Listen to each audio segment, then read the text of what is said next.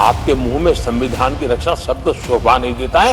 ये पाप कर करके आप बैठे हुए लोग हो। इस देश में कांग्रेस संविधान की सबसे बड़ी विरोधी है। लेकिन इमरजेंसी की बात निकली तो वो तो बहुत पुराना हो गया।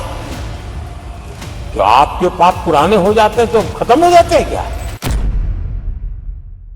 जब खड़गे जैसी बातें बोलते हैं तो जरा पीड़ादायक लगता है, क्योंकि इमरजेंसी के दौरान संविधान पर जो जुल्म हुआ, जो बुलडोजर चलाया गया संविधान के ऊपर, लोकतंत्र की धज्जियां उड़ा दी गई, तब उसी दल के महत्वपूर्ण नेता के रूप में उनके साक्षी है, फिर भी सदन को गुमराह कर रहे हैं।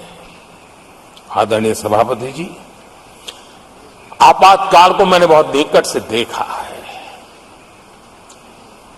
करोड़ों लोगों को कल्पना भार की यातनाएं दी गई है, उनका जीना मुश्किल कर दिया गया था। और जो संसद के अंदर होता था वो तो रिकॉर्ड पर है। भारत के संविधान की बातें करने वालों को मैं पूछता हूं, जब आपने लोकसभा को 7 साल चलाया था, लोकसभा का कार्यकाल 5 साल है, वो कौन सा संविधान था जिसको लेकर के आपने 7 साल तक सत्ता की मौज ली और लोगों पर जुल्म करते रहे? और आप संविधान हमें सिखाते हो? आदरणीय सभापति जी,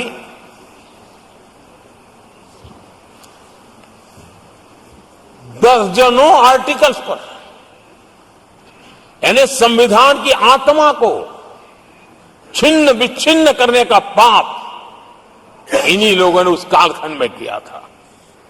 38वां, 39वां और 42वां संविधान संशोधन, और उस संशोधन में यानी मिनी कॉन्स्टिट्यूशन, यानी मिनी कॉन्स्टिट्यूशन के रूप में कहा जाता था। ये सब क्या था? आपके मुंह में संविधान की रक्षा शब्द शोभा नहीं देता है। ये पाप कर करके आप बैठे हुए लोग हो। इमरजेंसी में पिछली सरकार में 10 साल ये कैबिनेट में झगड़ गई थी। क्या हुआ था?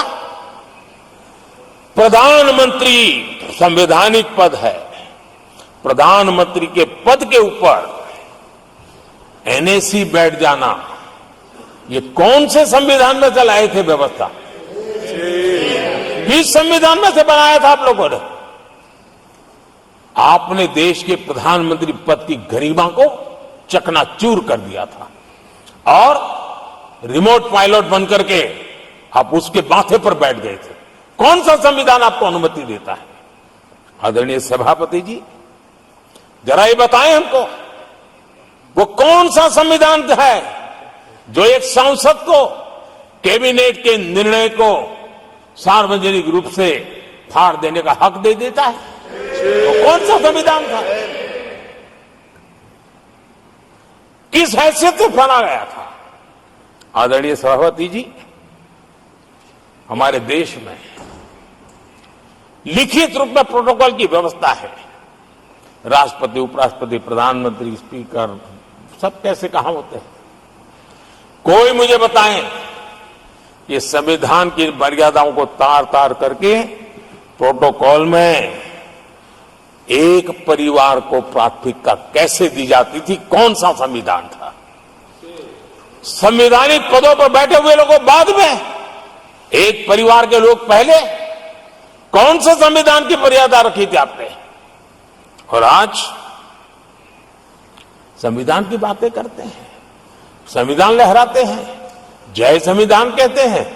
अरे आप लोग तो India is Indira, Indira is India के नारे लगा करके जिए हो। आपको संविधान की कोई आदर भाव कभी व्यक्त कर नहीं पाए हो। आदरणीय सभापति जी, मैं बहुत गंभीरता से कह रहा हूं, इस देश में कांग्रेस संविधान की सबसे बड़ी विरोधी है। उसके जहन में